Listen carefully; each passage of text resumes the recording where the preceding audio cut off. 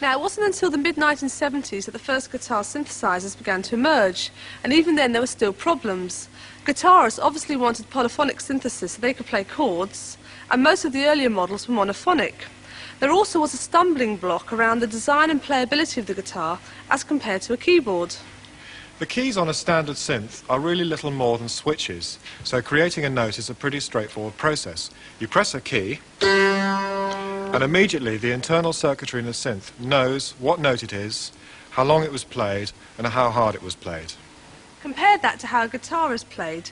Guitar and bass strings are picked, bent, slap strummed, and dampened, often in rapid succession. You also get harmonics, overtones, and sympathetic resonances. How can you transfer all this into a signal that a synthesizer understands? The instruments we have here represent the best attempts to get round the problem: guitar and bass synth controllers. The actual synthesizer part is housed in this floor pedal unit here. It has 8 banks of memory capable of storing 64 sounds. And with ROM and RAM cartridges, you're able to add new presets or program your own.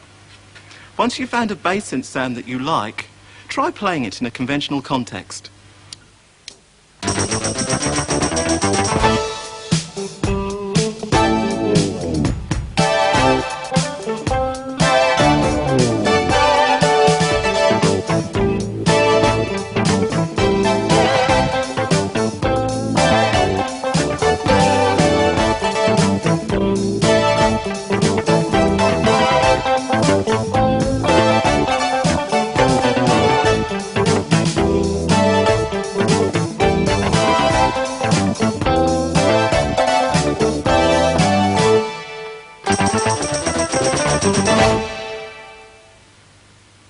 By connecting to other synthesizers via MIDI, I'm able to access the sounds of this synth here, and also this synth module. In fact, in the next piece of music, I'll be using all 3 to give me the sound of Fender Rhodes, voice, and strings, while Alistair's going to take over the traditional role of bass.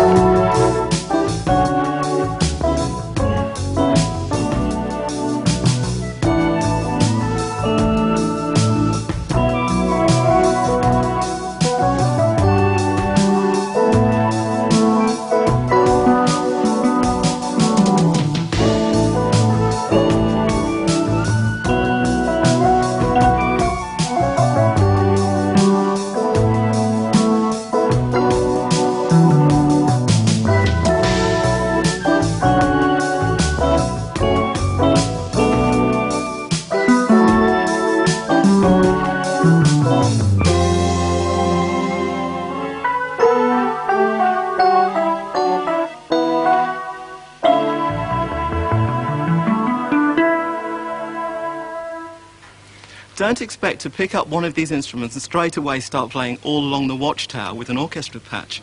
You have to take special care that your picking is clean and that the strings not in use are dampened. This is because the synth digitally processes every single string vibration, even those which would be inaudible in normal bass performance. If it doesn't hear a clean pitch, it makes a funny noise. With so many sounds at your disposal, technique and voicing become vitally crucial, and this can be a problem for bassists as well as guitarists. Every guitar synth system has its good and bad points, but they are now becoming more sophisticated. With just a little bit of programming, you can now come up with interesting combinations of sound like this.